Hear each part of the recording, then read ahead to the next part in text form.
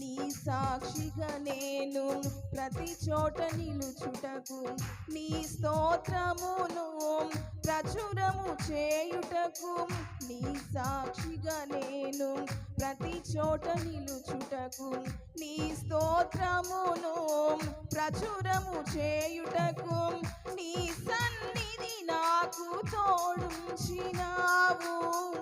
ఏ కీడు రాకుండా కాపాడినావు,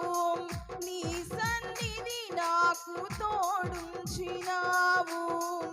ఏ కీడు రాకుండా కాపాడినావు, విడువక నీ